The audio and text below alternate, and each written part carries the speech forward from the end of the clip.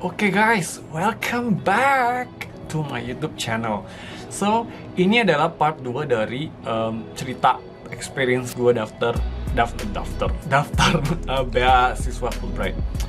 So, ini part yang paling penting adalah kayak ini syarat-syarat daftar Fulbright itu apa.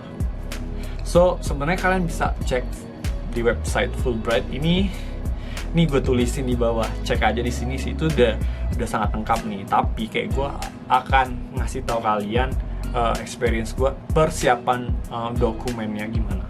Nah, jadi ada 2 syarat guys. Pertama tuh ada specific requirements. Jadi specific requirements adalah kalian harus, ini untuk master ya, gue spesifikasi. Untuk master itu tuh kalian harus punya ijazah S1. Iyalah, masa SMA langsung master, belum, nggak bisa. And then kedua adalah GPA atau IPK-nya harus 3 minimal. Nah, terus ketiga adalah kalian harus punya sertifikat bahasa. Itu biasanya TOEFL or IELTS. Nah, kalau TOEFL itu nggak harus IBT. Bisa ITP atau TOEFL yang biasa yang pakai paper based test yang nggak semahal IBT yang biasanya kalau di universitas tuh kalian bisa ambil. Nah, itu kalian skornya harus 550 atau ekuivalen dengan 550. So, kalau misalnya udah 3 syarat itu terpenuhi, you're good. And then kalau general requirements-nya kayaknya kalian bisa lah, misalnya general requirements-nya gimana. Harus jadi orang Indonesia of course, terus kayak ada leadership-nya bla bla bla, itu sebenarnya kalian bisa baca di website Aminef, oke, untuk detail syaratnya. Nah, what I'm gonna talk about is gimana mempersiapkan syarat-syarat ini aplikasinya. Jadi sebenarnya syarat aplikasinya itu tuh kayak pertama itu kalian harus melengkapi satu form dari Aminef atau Fulbright Indonesia. Nah, itu tuh di sana itu tuh kalian harus ngisi biodata pribadi, semuanya itu di sana.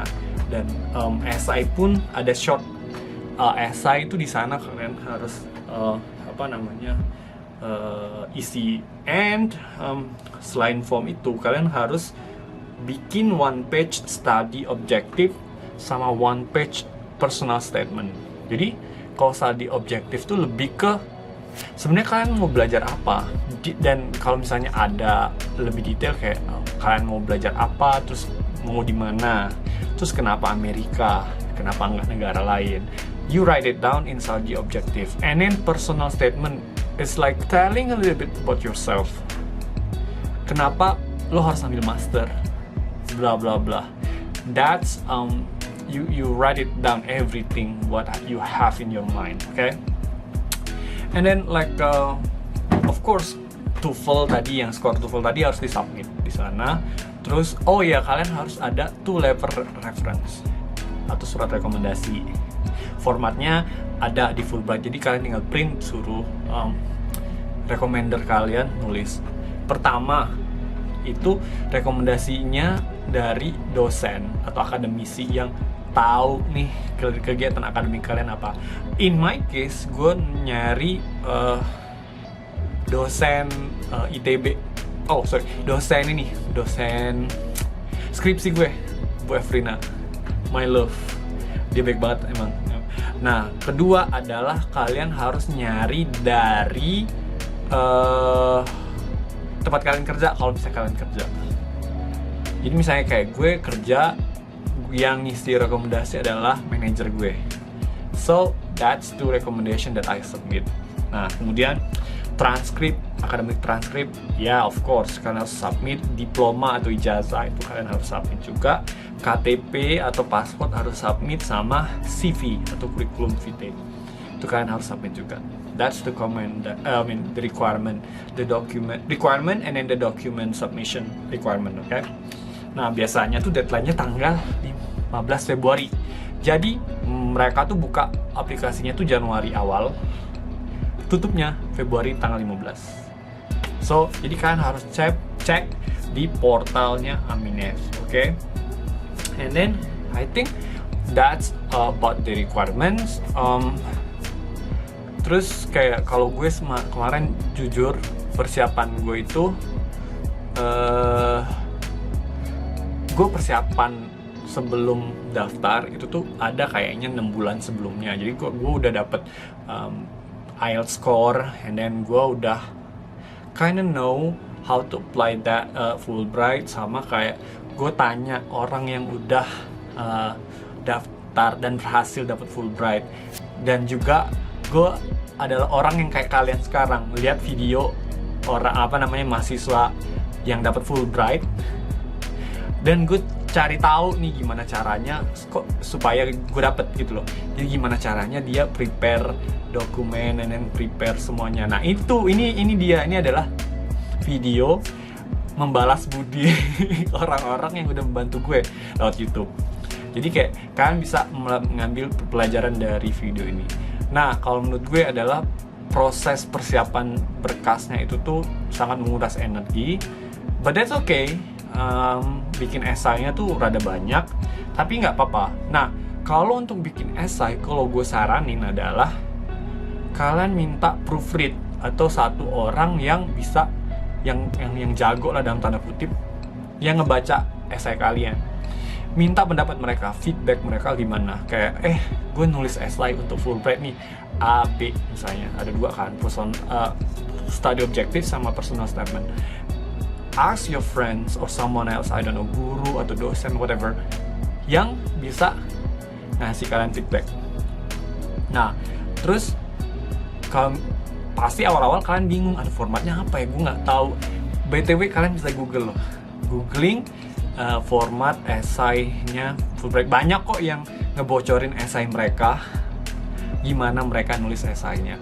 Even kayak gue, esai gue tuh simple banget, 1 page simple, dan gue dapet gitu loh. Karena gue ngerasa gue nggak mau bluffing banyak, tapi gue kayak straight to the point, showing them what I'm interested at and why they have to choose me gitu loh.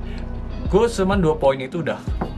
And then itu untuk esai. Nah, untuk rekomendasi, kalian nggak bisa mepet, minta dari sekarang. Maksudnya kayak jadi misalnya rekomendasi yang biasanya tuh dosen tergantung. Untung dosen gue baik, jadi dia nulis rekomendasi cepet, atau manajer gue juga. Nah, biasanya banyak dosen yang nggak bisa diminta cepet gitu loh. Jadi kayak lu harus minta jauh-jauh hari, dan lu nggak bisa misalnya tanggal 15 Februari deadline, lu mintanya tanggal 13 atau nggak tanggal berapa, nggak bisa. Mereka harus mikir nulisnya. Ada juga yang nulis rekomendasi dengan bahasa mereka sendiri. It's a big no, sorry. Karena orang I don't know, kalau gue bisa ngenalin nih, kalau misalnya tulisan lo yang lo nulis esai sama tulisan lo tulis untuk rekomendasi itu tuh sama. Itu tuh bisa dicek. Jadi kayak make sure lo minta dengan baik dan kasih dosen lo waktu untuk nulis rekomendasi ke lo. Itu saran gue. Dan jangan nulis sendiri, it's a big no. So itu 2. And then rekomendasi udah kan. Terus TOEFL udah. TOEFL sebenarnya kalian harus belajar at least dapat 550 udah. Makanya kayak kalau misalnya kalian mulai aplikasinya sekarang November nih, masih banyak waktu. Februari baru submit dokumennya. Jadi kalian siapin dari sekarang tes TOEFL, minta tes TOEFL, sama kayak coba download formnya, kalian isi semuanya. Karena kalau menurut gue form setiap tahun tuh sama.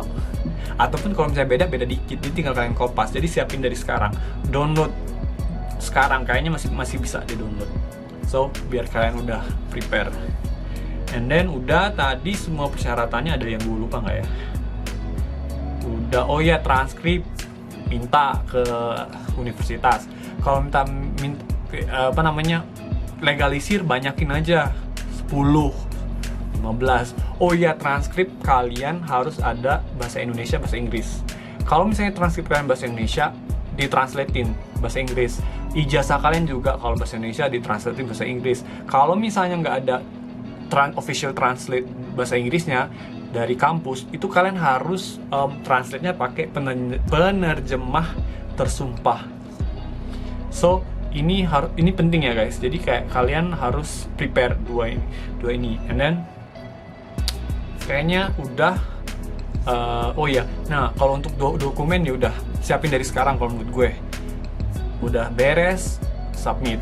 Rekomendasi jangan mendadak. Essay, ask someone untuk proofread. Udah, untuk tahap dokumen udah beres. Nah nanti kalau misalnya kalian di invite untuk interview, pengalaman gue latihan interview, mock-up interview sama teman gue. Jadi kalau kalian tuh lihat, ada juga banyak yang ngebocorin pertanyaan-pertanyaan interview Fulbright. Sebenarnya kayak kalau menurut gue itu pertanyaannya tuh yang lo bisa jawab gitu loh, dari apa yang lo tulis essay, sama dari CV lo, and then dari ya seputar aplikasi lo lah. Jadi kayak kalau misalnya lo paham aplikasi lo tulis aplikasi lo sendiri, lo tuh bisa jawab itu. But you need to practice. Jadi kalau menurut gue, ajak satu orang atau minta satu orang untuk ngasih try out, run through interview sama lo gitu loh, 30 menit aja setiap hari. Gue kayaknya kemarin 5 hari sebelum itu tuh run through terus interview sama teman gue, dan akhirnya dapet. Kalau once udah dapet interview, maksudnya udah beres interview dan ternyata kalian udah dapet jadi kandidat, udah, selama kalian maksudnya selama kalian dapet LOE, terus kalian ikutin semua alurnya, insya Allah kalian akan berangkat. So I think that's all tentang bocoran scholarship Fulbright, cara dapatnya scholarship Fulbright.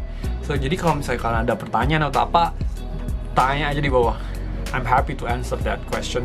And if you want to connect with me through LinkedIn, ada nama gue di sini, atau Instagram ada juga ini Instagram. Tanya aja, I'm happy to answer. So semoga bermanfaat and good luck. Semoga dapet. Bye.